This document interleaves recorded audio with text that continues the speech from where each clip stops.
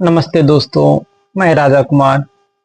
अभी मैं बात करने वाला हूँ एजुकेशन के ऊपर, जो कि बिहार की एजुकेशन व्यवस्था है। मैं अभी उस पर बात करने वाला हूँ।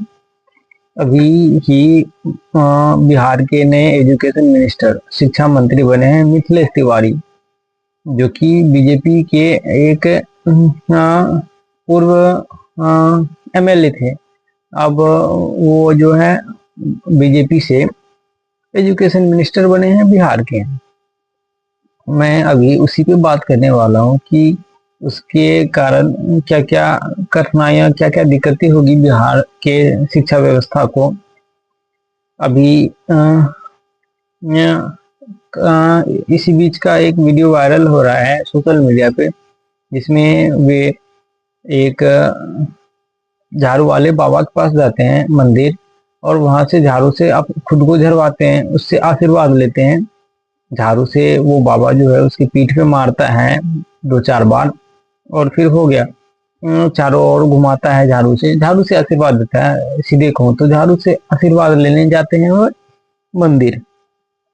और वे बीएस ग्रेजुएट हैं। उन्होंने ग्रेजुएशन भी कर रखी है। तो वे अब बिहार के नए एजुकेशन मिनिस्टर हैं।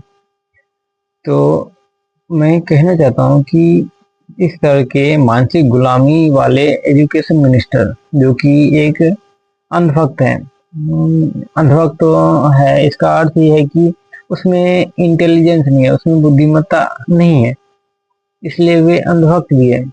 उसने केवल नाम का ही ग्रेजुएशन कर लिया है, बी ऑनर से। उसने पढ़ा नहीं है कुछ भी, उसको दुनियादारी का ज्ञान नहीं है, उसको सिर्फ राजनीति का ज्ञान है। उसको सिर्फ कैसे लोगों को ठगना है, कैसे बेवकूफ बनाए रखना है, उसका ज्ञान है। तो मैं कहना चाहता हूँ कि इस जो अभी मिथिलेश तिवारी हैं एजुकेशन मिनिस्टर, उनके चलते बिहार में एजुकेशन में जो है कोई क्रांति शायद ही आ पाएगी, क्योंकि उनकी जो मानसिकता है कुछ और ही प्रकार की है। उनकी मानसिकता है पढ़ो, लेकिन अंधभक्ति भी करो, अंधभक्ति भी रखो। पॉलिटिकल लीडर के प्रति या फिर किसी देवता के प्रति, किसी माता के प्रति अंधभक्ति भी रखो, किसी बाबा के प्रति उसको पूजो, और पढ़ो भी। नाम उसकी पढ़ाई भी केवल नाम मात्र का ही होता है बिहार में। अधिकांश बिहार में जो ग्रेजुएशन कर लेते हैं वे पढ़ते कुछ भी नहीं है, सिर्फ नाम मात्र का उसके हाथ में डिग्री हाथ में आ जाता है कि हाँ मैंने ग्रेजुएशन कर लिया, अब मेरे हाथ में डिग्री है, अब मैं डिग्री होल्डर हूँ। अब मैं ग्रेजुएशन के बाद जो कोई परीक्षा आती है या जो कोई कंपटीशन फॉर्म, कंपटीशन में मुझे कोई जाना है, कहीं जाना है 12th के बाद, मेरा अर्थ है ग्रेजुएशन के बाद, तो मैं वहाँ फॉर्म भर सकता हूँ, मैं उसमें परीक्षा दे सकता हूँ, मैं उसमें उत्तीर्ण हो सकता हूँ, या मैं उस नौकरी का तैयारी कर सकता हूँ। तो केवल यही व्यवस्था है बिहार में ग्रेजुएशन में। तो अभी मैं बात करूँ तो शिक्षा व्यवस्था में मुझे नहीं लगता कि कोई सुधार आने वाला है, या इसमें कोई अच्छा मुद्दा या अच्छा टॉपिक ऐड होने वाला है। क्योंकि अभी बिहार के सीएम जो बने, अरे मेरा सॉरी, अभी जो बिहार के एजुकेशन मिनिस्टर जो बने हैं उसमें उतनी क्षमता नहीं है, उसमें उतनी इंटेलिजेंस नहीं है कि वे बिहार की युवाओं को, बिहार के एजुकेशन सिस्टम को अच्छी मार्ग की ओर ले जाए, अच्छी दिशा दिखाए। वे बल्कि जो अभी बिहार की एजुकेशन व्यवस्था है उसको और नीचे ले जाएगी, उसको और अंधभक्ति की ओर ले जाएगी, उसको और पाखंडवाद की ओर ले जाएगी। तो इससे बिहार के युवाओं का, बिहार का काफी नुकसान होने वाला है, क्योंकि एजुकेशन से ही सारा कुछ होता है। एजुकेशन से तुम कहीं जाते हो, कहीं घूमते हो, किसी चीज की जानकारी होती है, तुम एजुकेशन से अच्छी लाइफ जी पाते हो, तुम अच्छी विचार रख पाते हो, तुम एजुकेशन से ही सारा का सारा कुछ करते हो। तो एजुकेशन अगर अच्छा नहीं हो पाएगा तो तुम्हारा लाइफ भी अच्छा नहीं हो पाएगा, तुम्हारा जीवन भी अच्छा नहीं हो पाएगा। और तुम्हारा जब जीवन अच्छा नहीं हो पाएगा तो फिर तुम्हारे जीवन में कठिनाइयां आएंगी, गरीबी आएंगी और इस तरह की बातें आएंगी, जरूर आएंगी, क्योंकि एजुकेशन व्यवस्था ही पूरा का पूरा गिरा हुआ है, पतित हो गया है एजुकेशन व्यवस्था। क्योंकि एजुकेशन, क्योंकि जिसके हाथ में पावर है, जो पावर में है, वही भ्रष्ट है, वही ना समझ है, मैं कहूँ वही अ, उसमें इंटेलिजेंस नहीं है, उसमें सिर्फ एक प्रकार का शोषण करने की स्किल है, या इसको जो नाम तुम दे लो, उसमें शोषण करने की एक चालाकी है, एक शक्ति है। वे तुम्हारा शोषण करती है, तुमको अंधभक्त बना देती है, तुमको चूसती रहती है और तुमको आगे नहीं बढ़ने देती है। क्योंकि अगर तुम आगे बढ़ जाओगे, तुम पढ़ लोगे, तो वे जो है सत्ता में नहीं आ पाएंगे। तुम मुझसे सवाल करोगे, तुम मुझसे लड़ोगे, तुम उसको खड़े नहीं होने दोगे। तो इस तरह की बातें वे तुमको तार्किक या इंटेलिजेंट नहीं होने देते हैं। वे तुमको वही पढ़ाते हैं जो पढ़कर तुम गुलामी बने रहो, अंधभक्ति बने रहो, बाबाओं की पूजा करो, नेताओं की पूजा करो, उसकी पूजा करो जो अभी एजुकेशन मिनिस्टर बने हैं, और इस तरह की बातें हैं। और अभी निशांत कुमार, मैं बात करूं तो अभी निशांत कुमार भी नए हेल्थ मिनिस्टर बने हैं बिहार के, जो कि ये भी काफी संवेदनशील संवेदनशील मुद्दा है। अभी निशांत कुमार हेल्थ मिनिस्टर बने हैं, हेल्थ मिनिस्टर की कुर्सी पे वे विराजमान हुए हैं। उनको अभी हेल्थ देखना है, हेल्थ का सारा डिपार्टमेंट उसी के हाथ में है, अब उसका पावर उसी के हाथ में है, तो वे हेल्थ विभाग को देखेंगे।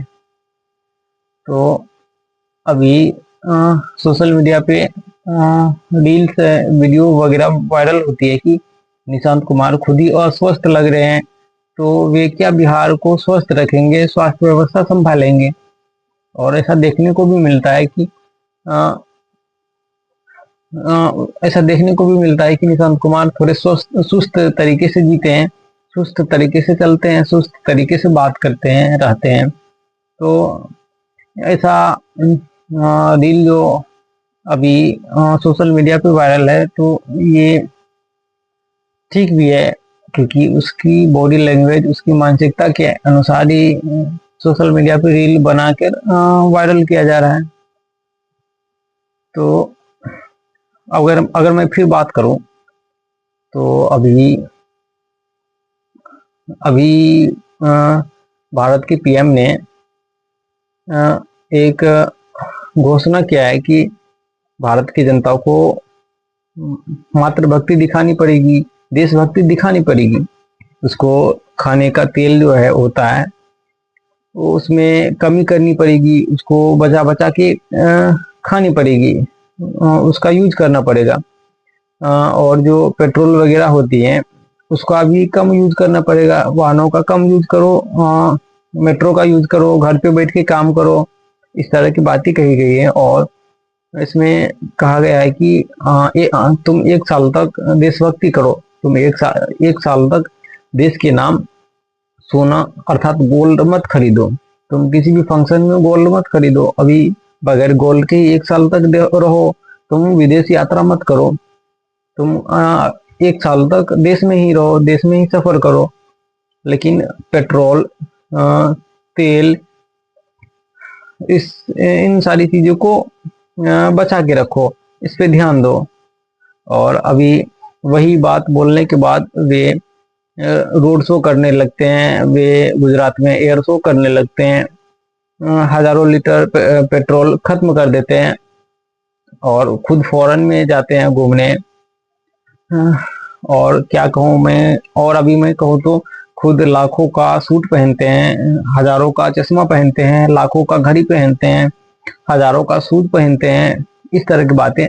और वे मैं कहूँ तो पीएम बोलते हैं कि तुम स्वदेशी उपभोक्ता बनो, तुम भारत के सामग्रियों को भोगो, तुम बाहर की सामग्रियों को मत परचेज करो, उसको मत भोगो, भारत में जो बनते हैं उसका उपभोग करो।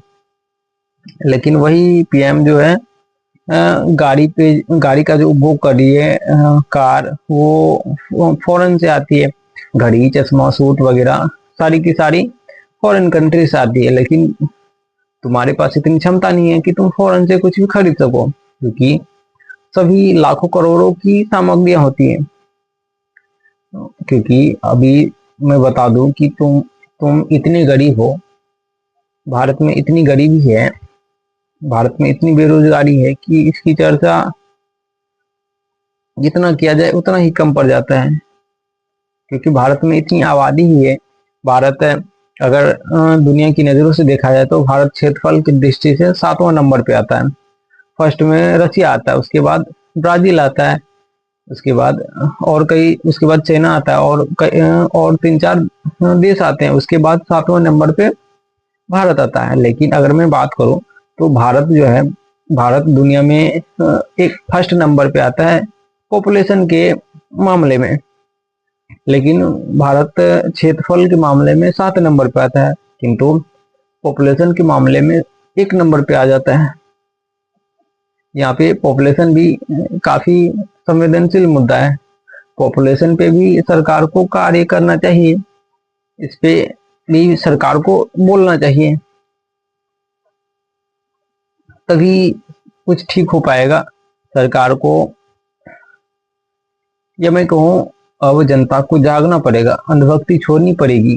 कहीं कोई आकाश में या धरती पे कुछ भी नहीं है, मात्र एक गोला है जिसपे तुम अभी विराजमान हो, जिसपे अभी तुम सुन रहे हो, वीडियो देख रहे हो, तुम बात कर रहे हो, दौड़ रहे हो, और किसी को कुछ भी पता नहीं है, किसी को पक्का कुछ भी पता नहीं है।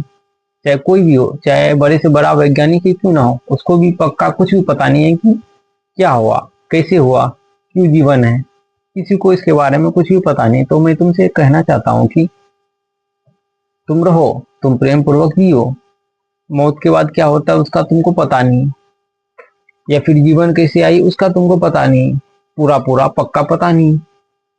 हाँ, तुमने नई नई परिभाषा खोज खोज ली है, तुमने बता दिया है कि जीवन की उत्पत्ति एक सेल से उत्पन्न हुई है, जिसका नाम लूका तुमने रख दिया है, इस तरह की बातें।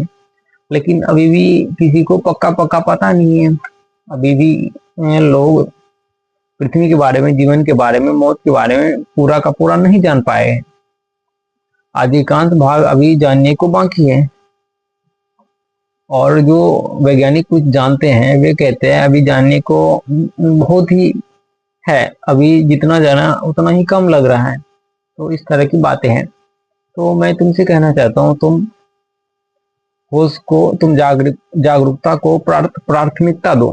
तुम किसी नेता, किसी बाबा, किसी भगवान, या किसी अल्लाह, किसी मौलाना, इन सभी चीजों को प्राथमिकता मत दो। तुम होश से जियो। तुम होश से जियोगे तो तुमको पता चल जाएगा कि क्या भारत में जनसंख्या की वृद्धि जरूरी है या फिर उस पे रोक लगाना जरूरी है। तुमको फिर पता चल जाएगा कि कौन सा नेता सही है, कौन सा लीडर सही है, किसको हेल्थ मिनिस्टर बनना चाहिए, किसको एजुकेशन मिनिस्टर बनना चाहिए, किसको पीएम बनना चाहिए। इस तरह की बातें, तुमको इन सब बातों पे ध्यान देना पड़ेगा, तभी तुम अच्छे से जी पाओगे, तभी तुम सुखपूर्वक जी पाओगे। अभी क्योंकि देखा जाता है भारत काफी दुखद कंट्री है। सुखद कंट्री में फिनलैंड, स्विट्जरलैंड, यही सब कंट्री आते हैं टॉप 10 में। और भारत सैकड़ों बाद